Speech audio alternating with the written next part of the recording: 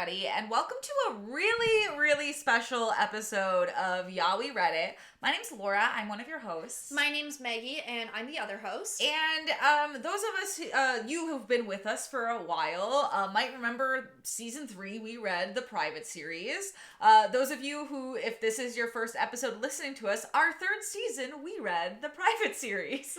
And the Private series was penned by someone named Kate Bryan. It is a series following Reed Brennan. Going off fumes here. We read this like a year and a half ago. Yeah. And we read it as kids. And she is headed to a school. Yep, she's on a scholarship, and she ends up being very enthralled with the Billings house, which is like the very rich people on campus and a very elite, almost society-like thing. She ends up falling in love. She ends up getting involved in a murder of her boyfriend. She ends up falling in love again, and other, illicit affairs and things like this. It's a wild ride series that Meggie and I had so many emotions talking about. Oh my god, it's so much fun. There was mystery, love, like Laura said. She got lost on an island once after falling off of a cruise ship. Don't worry, she did find a Dasani water bottle on said island. Very exciting. There was shopping. There was a witches plot line, which was very fun. Yeah. This book just went like nutso butso in like the best way possible. 0 to 100. There were 13 books. There were 13 books? I think 11, but we could be wrong. But there's also 2 prequels and then a spin-off series as well that we have not read. Yes, the spin-off series was with Ariana. This is a really long-winded way of us saying we found Kate Bryan. We found Kate Bryan. Very exciting news. It was a December night in 2022. It could have been a November night, but I'm setting the scene here. Here's the scene. Meggie was going through Meggie and Laura's Instagram account, scrolling through the private Kate Bryan tag, trying to do some outreach, when we found somebody doing the 12 books of December giveaway. Of books they'd written. And Kieran Scott wrote the Private series under the pen name Kate Bryan. And she wrote all of Kate Bryan's books. And so Meggie sent me this, and I was like, it was a pen name the whole time? And then Meggie and I were like, what if we just like DM'd her and asked her if she wanted to come on the podcast? And she responded. So you guys, we have an exclusive interview with Kieran Scott about not only the Private series, but other books she read, such as the High School Musical Yearbook, The Princess and the Pauper, Lucky Tea, Virginity Club, literally like so many books. Right? I remember seeing so many of her books at like half-price books when I was growing up, and I would like almost grab them, but then I would be like, oh, I'll grab like this one instead this time. Yeah. Because I remember like she wrote Megan McGowan's like Guide to Boys or whatever, and I always wanted to pick that one up, and I never did for some reason. But if you were wondering whether Megan ends up with Evan or Finn, we may have the answers for you. We don't, honestly. I'm just going to cut that in the butt right there. We don't. Kieran doesn't even have the access to tell us, apparently. She does talk a little bit about it, but yeah. Yeah, unfortunately, if you're looking for that answer, we don't have it. You should comb through 40 minutes of an interview with her, with us. But yeah, so this is a really, really exciting step in our direction of our podcast. We loved getting to talk with Kieran, and that's what you're about to listen to, where she'll be talking about Private, what she's been up to, what she did with Kate Bryan, how she started writing as Kate Bryan. It's really, really cool, and we hope you like it. Yep. Private fans, get ready, because here's our interview with Kieran. All right, everybody. Thank you so much for joining us for this very special episode of Yeah, We Read It. We just obviously heard our little intro, but we are joined by Kieran Scott, author of the Private series and plenty of other YA books. So hi, Kieran. Thank you so much for joining us. Hi, thank you for having me. This is very exciting. Yeah. We found you on Instagram and really just slid into your DMs, and here you are. So I would say that's a success for us at least. Oh yeah, for sure. I'm not even sure how we found you. I feel like I will do late night and go through #private Kate Bryan series tags, and we'll just like spam comment, and then I think that you were doing like your December book giveaway, Yes. and that was how we found you. Yes, that was it. That was a last minute brilliant idea that I had to Yeah, I was just just gonna say, kind was that the of. first time you've done that? It was the first time I've done that. It's funny. I wrote under my own name, under Kieran Scott. I wrote YA, but and then I wrote under Kate Bryan. And some people, some like Uber fans know, they know that the two are one, but Mhm. a lot of people out there don't. And I've found as I've gotten older that when I mentioned that I wrote the Kate Bryan books, people freak out and they're so excited. People really loved those books. So I thought it would be nice to try to find a way to help my fans on Instagram make the connection, because then maybe they would come along for the ride to my newer books. So Yeah, yeah, Yeah. 100%. That's how we had found you, obviously, as we were saying. But I guess when was the pen name secret, not so secret, released, or was it always kind of there for those like eagle-eyed fans or anything like that? it's such a long story, but basically the basic story is that when I was first starting out as a freelance writer and starting with my own ideas, a friend of mine who was an editor had hired someone else to write a book under this pen name. It had come in really, really late and in really, really bad shape. But it was so far along that it had already, like, they printed the covers. They print the covers way before they do the rest of the book. Yeah. The catalog was done. So she just asked me to rewrite it for them as quickly as I could. And I'm a very fast writer. It was called The Princess and the Pauper. And I rewrote it, and then it sold really well. And so then they wanted more books by Kate Bryan. So I was sort of stuck with this name. Like, I didn't even choose, but it ended up being such a success story. So I was happy to do it. But along the way, sleuths on the internet figured out that the pictures of Kate Bryan were very similar to the pictures of Kieran Scott, and they kind of put it together. And the secret got out, which it wasn't really a secret, but Yeah. it was fun. Did you always want to do young adult novels, or like what kind of writing were you freelancing prior to publishing Princess and the Pauper? That's what I started with. So the very first book that I wrote was for a series back when I was in my 20s. YA publishing was really paperbacks. It was really like very mass market paperbacks. It wasn't what it is today. Yeah. And I had started writing for a series called Love Stories that was basically a monthly series that was put out by Bantam Doubleday Dell. And each one was by a different author, and each one was a standalone romance. And that's what I started writing. So yeah, I was always a YA writer. When I was 22, I used to say my mentality was that of a 17-year-old, and I think it stayed that way for quite a long time. So that was what I really concentrated on.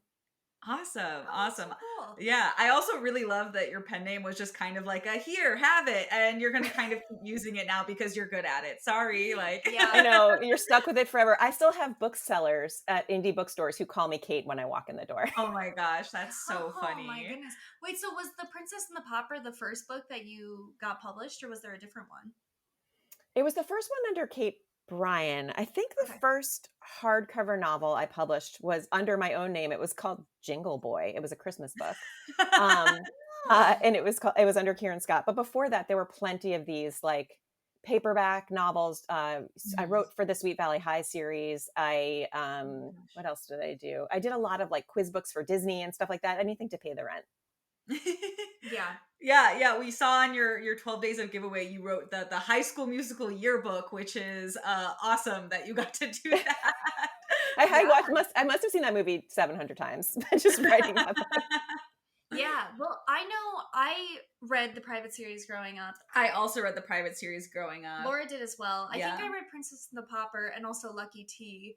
Mm. And obviously a lot of people know you by the pseudonym Kate Bryan. So I guess how does it feel to like have published a series of books and multiple books that have kind of shaped a generation of people that grew up in the early 2000s? It's not something I think about that often, and it's so weird when it comes up for me, because what I read when I was a teenager was Anne of Green Gables. Yeah. I went from like Anne of Green Gables and Secret Garden straight to Stephen King. Like, I was really into horror when I was a little kid, Big jump, which yeah. Yeah. might be why I ended up writing Private and Privilege. But I love it when it comes up. I think a few years ago, Private was optioned for a potential movie, and I put that news online, and I had the best night ever, just getting all of these responses from fans and saying like, I've been waiting for this for years and I can't wait, and just all of this Yeah. love. And every once in a while when I have Kate Bryan news to share, I get to have that moment. And it's so often that Hollywood, comes calling and then they don't do anything. And Yeah. so I really live for that like fan response, because I think that's what really matters. And, Yeah. just the very idea that people really loved those stories just makes me feel great. Yeah. I remember like logging on, like, because there was the private web series, and I remember like when I was younger, like logging on and watching the episodes as they released. And I found a DVD of it on eBay so we could watch it. We watched I it. love it. And like, but we're like such like ride or die. Like, I think like the books we read, that like when there's changes we don't like, we were like yelling at the screen, being like, "This isn't what happened in the book." Yeah. It's worse when you actually wrote it, I have to say. Oh my gosh, I can imagine. Yeah. So you mentioned there has been a bit of a difference between young adult novels now and young adult novels previously, when you're still writing them, but like previously, about like 10 to 15 or so years ago. What has changed in the genre, in the industry, in the business, from writing young adult novels back then and Mhm. writing them now? It's very different. So I think, I'm Mhm. sure people have written dissertations on this, but from my perspective, having lived through it, when I first started in the industry, it really was Sweet Valley High owned the day. There were 5 Sweet Valley series. It was Sweet Valley U, Sweet Valley High, Sweet Valley Twins, et cetera, down through chapter books. And it was really like you just churned it out, right? Like the Yeah. Sweet Valley High series had a lot of different writers on it. Some people my age, their heart breaks when they hear that. But somebody wrote there was a different writer for each one, because you're churning them out. You can't write, 12 books a year. And it was just kind of like it was pop fiction. It was very digestible quickly. You'd read one of those books in a day. I mean, still we read some fat novels in a day because we're such readers, but kids would just read them in a day and forget about them. And there came a point sometime in the late 90s when people really were calling the death knell of YA. Like, this is a genre that's not working. No one's buying these books. And then Harry Potter happened. And even though Harry Potter isn't YA, that created such an explosion of young readers that people just started latching onto that and creating, I would say, higher quality. I think publishers went into higher quality, fewer books. So that's when we had Sisterhood of the Traveling Pants, and then we had Yeah. Gossip Girl, and then we had just some other kind of big hits in the YA sphere, and then Hunger Games happened, or Twilight happened, then Hunger Games happened, and it kind of took off from there. So it's just like there's no mass market paperback series anymore, but that's all there was when I started. Yeah. So Yeah. it's just very different. And now, of course, we might see the advent of paperbacks coming back, because a lot of retailers are seeing that people don't want to spend the money for hardcovers. And so we might see a paperback original start to make a comeback. But I think it's just different now. I think kids are living through so much. And I think that, they're a lot more discerning about what they buy and what they see as entertainment. So Yeah, that's so true. Cause like I even remember like when I was reading YA, it was such like a way to like learn about like relationships and like sex and all these other things that like nobody was talking about. yeah. And and it's interesting to kind of feel like the boom of YA was kind of like learning with itself. Mm-hmm. Yeah. Yeah. It really was. And I also wonder if technology has had, because I'm not a kid, I do not know anymore the audience for like young adult novels, but I feel like it was so popular in the 2010s that now it almost feels like there's a bit of a vacuum. Yeah. And maybe it's because things are being not made into blockbuster movies anymore, but I feel like TV films kind of accompany young adult novels now. That does happen a lot. And I think what's interesting too, what you're saying about what the things that you learned through YA, now it's so much about diversity. It's about LGBTQIA identities. I think it's the same thing. I think that we're just getting deeper and deeper into. Exactly. Yeah. It's almost like, oh, that was only the tip of the iceberg, and we're getting lower and lower and more, I think, robust and descriptive as we go. Yeah. So I guess like especially in the 2000s, and now dissecting 2000s media as fully formed adults. Yes. You notice a few things that you're like, oh, this really shaped me as an adult and how I view and see the world. So I guess growing up and writing books through the 2000s, through the 2010s, is there anything that you wrote that you were really proud of? And on the flip side of that, anything that you wrote that you kind of regret? Oh, that's such a good question. What am I most proud of? I'm literally looking at my bookshelf. They're all back there. You're like, it's got to be here somewhere. I mean, honestly, I have to say, Ariana is the character I think I'm most proud of writing. because Cool.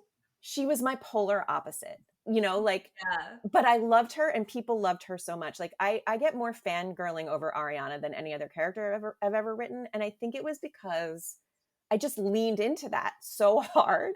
Yeah. You know, I just, every time I wrote a scene where it was her POV, I said, okay, what would I do here? And then I was like, okay, do the exact opposite. And I never wavered from that. And I just loved writing her so much because it was such a way to really explore not me, someone who is really not Yeah. me.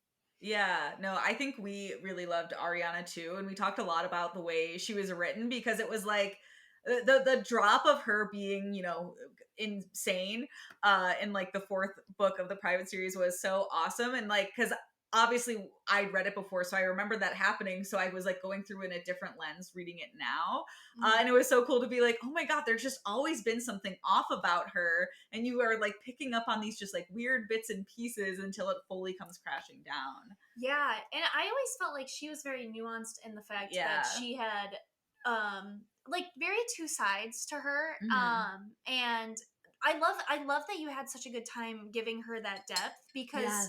like she does inadvertently become insane, but I always felt like she had motive and reasoning that as That's it. That's who the thing. Yeah. yeah, like I mean, as someone who like we all grew up insecure women, and like Yeah. now I'm can be moody and like also have my own difficulties with mental health. Ariana just takes things to the extreme and is very realistic and relatable. Yeah. Yeah, that's the thing about her. She always fully believed that what she was doing was right. Yeah. No matter Yeah. how she's holding someone's face under the water, but she has a reason and she is justified. So it's like, Yeah. yeah, it was just really fun to write her. Yeah. Yeah.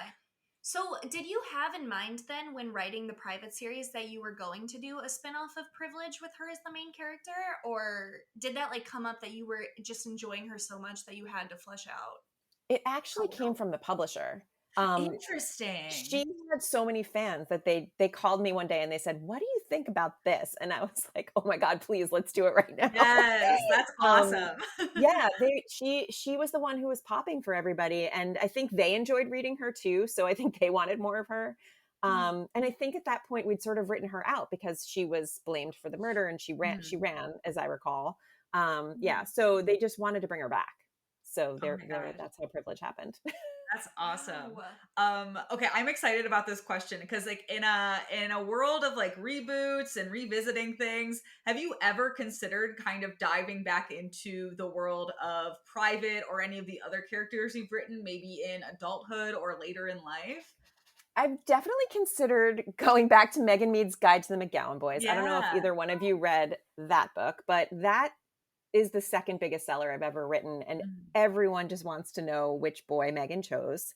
At the very end, it was either Evan or Finn, and I've never told anybody who it's supposed to be. We were supposed to write a sequel, and the reason why it didn't happen is so convoluted, I won't even get into it. But I have thought about writing a sequel to that, and I have thought about doing Reed as an adult. But I honestly think the way Privilege ended, Mhm. I don't know. I just don't know if there's any, if I don't know what story I would tell. I would have to Yeah. really sit down and think about it. But I loved the way Mhm. that it ended.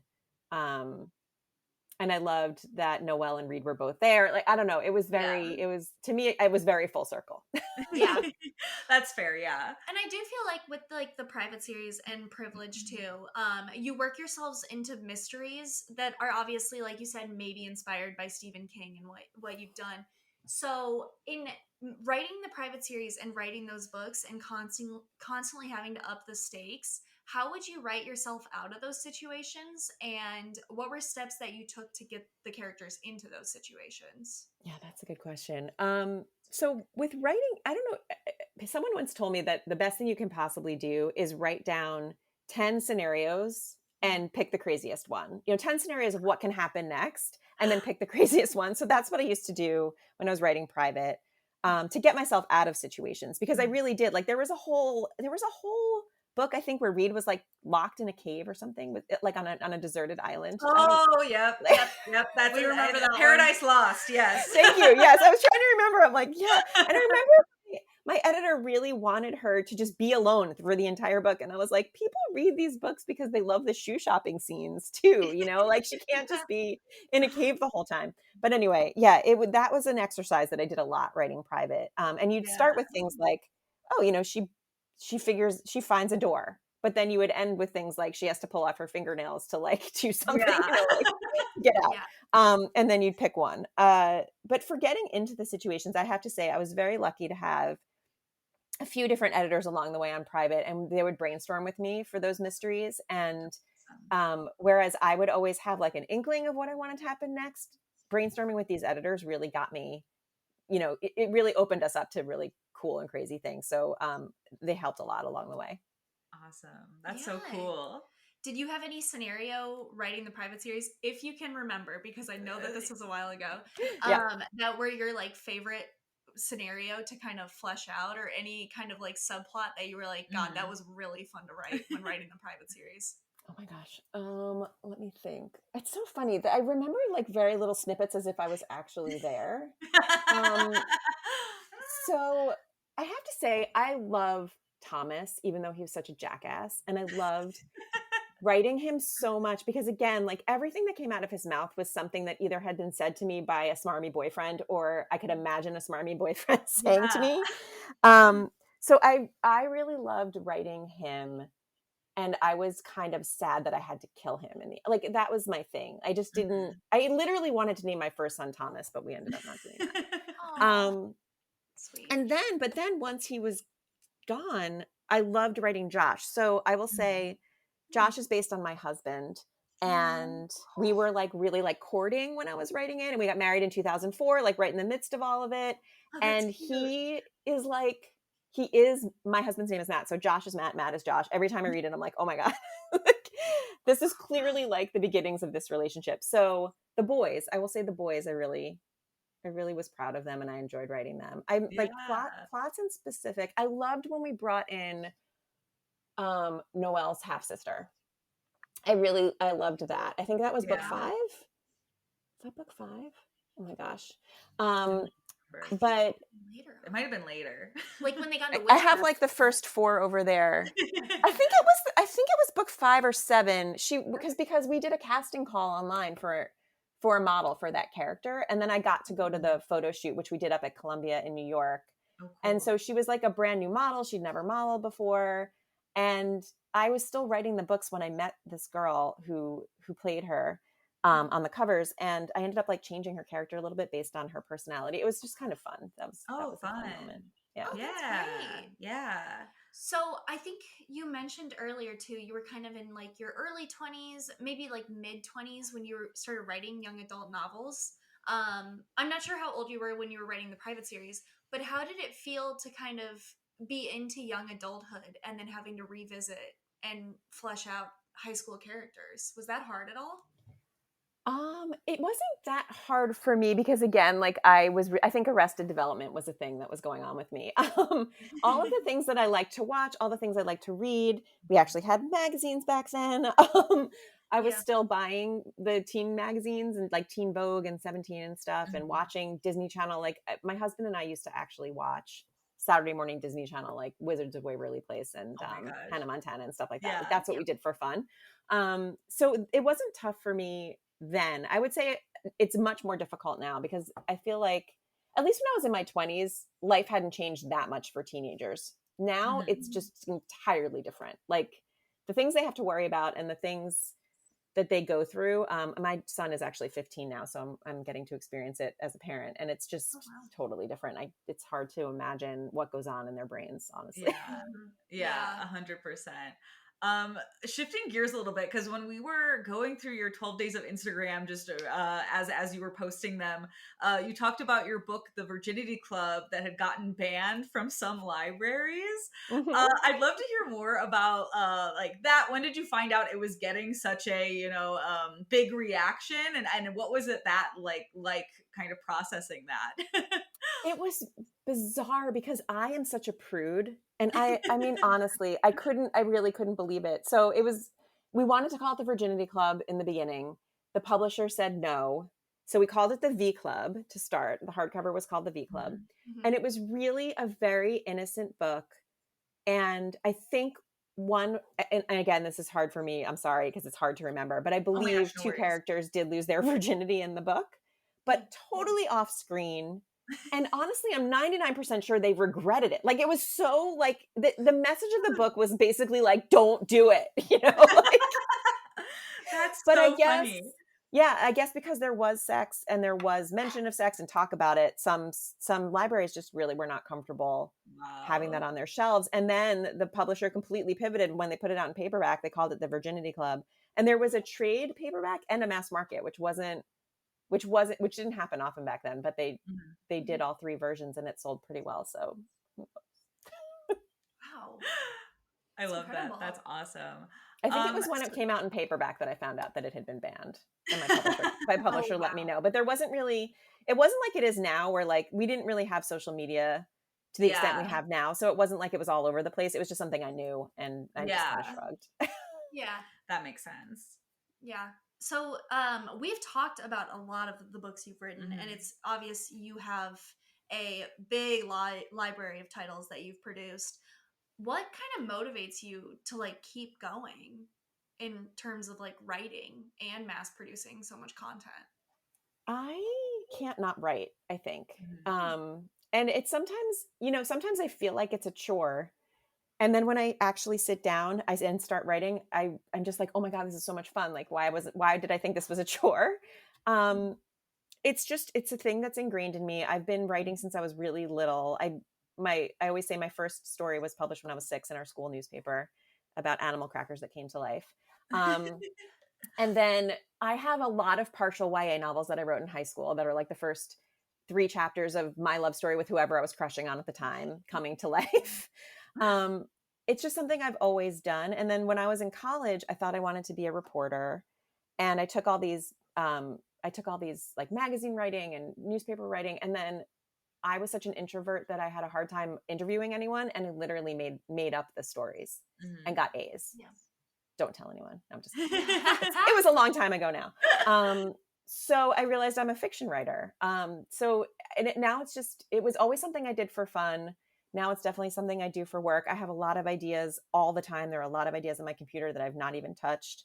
So I don't know that I have to, every once in a while I do have to force myself to sit down, but I think that I'm always going to be a writer. Yeah. It's Yeah. Do you have like any tips for like aspiring writers or even just current writers on how to like keep pushing through maybe like writer's block or any other like creative obstacles that might come their way? Yeah. Yeah, when I've experienced writer's block, I'm one of those people who I'm a huge proponent of just taking your mind off of it as much as you possibly can. I go for long walks. I read something that I love. I love the book Emma by Jane Austen. It's my favorite. So I read that a Really good lot. book. Yeah. um, and it's just, I think that, it's like literally taking long baths, taking long showers. You know how like you always have your best ideas in the shower? Like Yeah. Yes. just sort of detaching. And I had a conversation with my boys the other day about how like you have to allow yourself to be bored once in a while, because if you're constantly stimulated, your mind will never come up with anything new.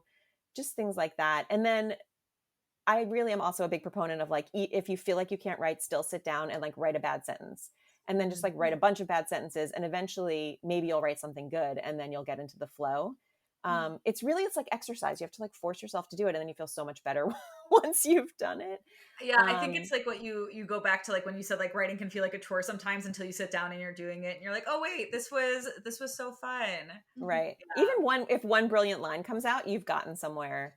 And the other thing that I used to do was if I couldn't start, I would call my mom and say like, give me the first line. And she would say something like, the pizza was cold. And then I would start the story with the pizza was cold and go from there. So that's helpful. If you have a friend who'll do that for you. Yeah, that's That's awesome. really sweet. So we were kind of going through like your website too, and I know that you've published a few books under your own name, but we recently saw you were kind of transitioning into like adult novels. I know that Wish You Were Gone, you have a little cutout of it back there. I know that that was published last year, and then I think you recently published a mystery book about a single mom investigating a small town crime and regrets only. Yep. So, what made you want to kind of leap from one audience to the other, or do you also juggle writing young adult novels alongside adult novel writing? So similar, it's sort of what I said earlier about me suddenly realizing that I was very disconnected from the younger generation. I'm in Mhm. my 40s, and I sort of realized one day that I had a lot of stories to tell for my own generation. I've been an adult for a long time, so there's a lot of things that have happened. Yeah. So I will say Wish You Were Gone is based on my family growing up. My dad was kind of a nasty alcoholic, and in the Mhm. book, the dad is a nasty alcoholic who they find dead at the beginning, and then there's a mystery about whether or not he was murdered or committed suicide or it was an accident. That was a story that I needed to write to kind of get out the emotions of my childhood. And I had it in the back of my mind for a very long time.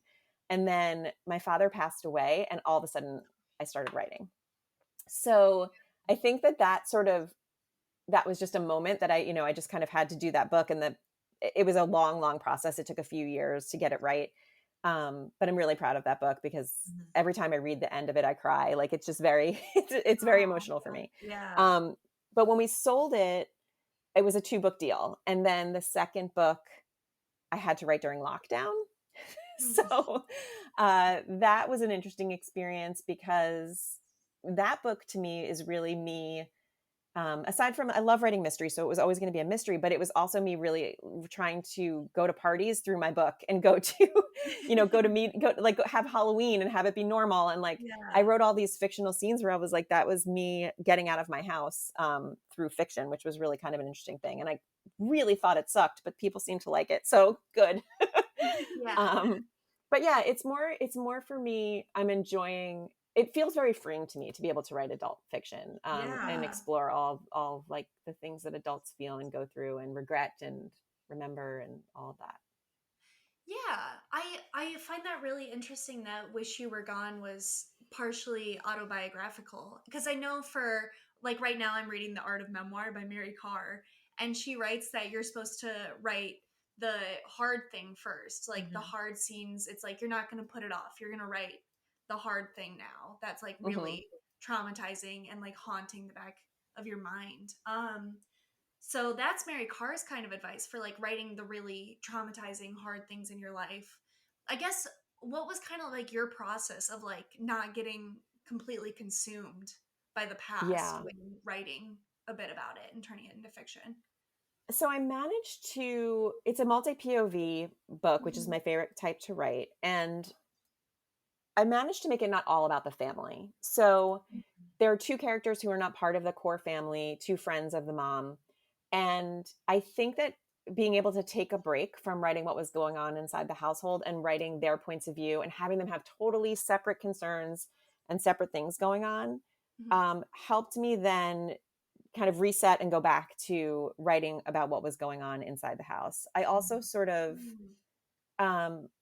it was interesting to me to explore. So there is a teenage POV in the book that's sort of like an amalgam of me and my sister, but then there's the mom that's in the household. So I was able to really sit back and try to imagine what it was like for my mom while Mhm. in this situation, which was just a really interesting process for me. And yeah, I think it was, again, I in the original version there was a totally different scenario, there was a totally different ending, and I realized somewhere along the way, like, it kept feeling like it didn't work. And I realized along Mhm. the way that I was avoiding writing what I really wanted to write and what I Yeah. really needed to write, which Yeah. was the ending that ended up being in the book in the end. Um, so I agree. I think it's like, if I had just done that first, if I had just done that hard thing first, it probably would have taken me a year and a half less, shorter to write it. Yeah. But I Yeah. did eventually get there. So, it does feel good to have it out in the world. Mhm. Oh, Yeah. that's Yeah, that's great. really awesome. Speaking of, is there anything that you're like working on right now that you're really excited about, or anything that you're gonna start working on soon? Yeah, I actually am working on my third novel, mystery novel for adults. It's right now it's called You Know the Type, which I hope they let me keep the title. They've changed my titles for both the other books. Maybe they'll let me keep this one. But it's just about that guy who manipulates everybody around them, Mm. Yes. and he just is able to kind of, poke the right little buttons to get everybody to do what he needs them to do. and there's a murder, and the question is he covering up for himself? Is he covering up for someone else? How is he using all these people around him? And it's just been really fun because I've known a few guys like that in my life, and I'm enjoying exposing the underbelly.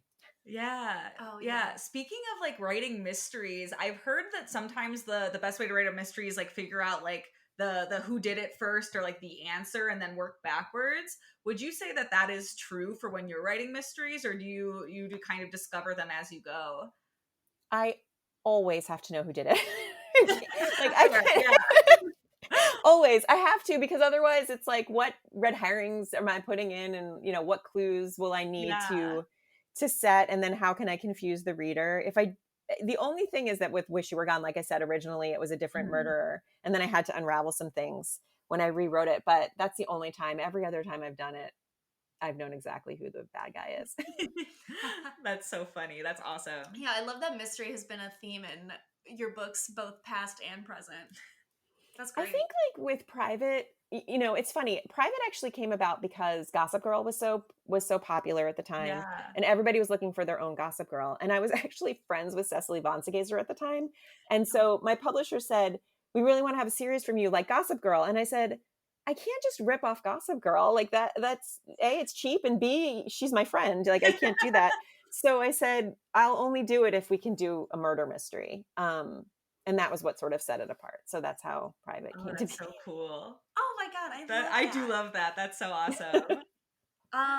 So I think that we're kind of we're getting Yeah, close to the end yeah. of the interview. So I think the last question that we kind of have for you, and so our audience knows where to find you, is just where should we be keeping up with like what you're up to and what you're working on in the future?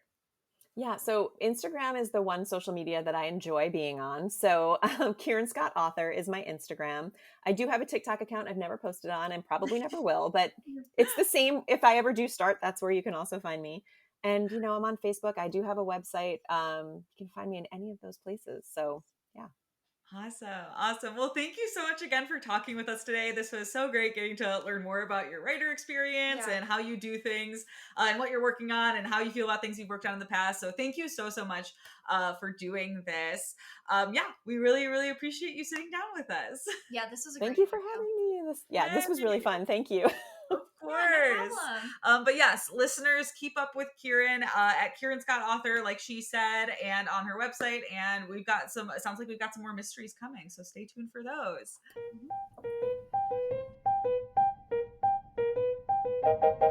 Mhm.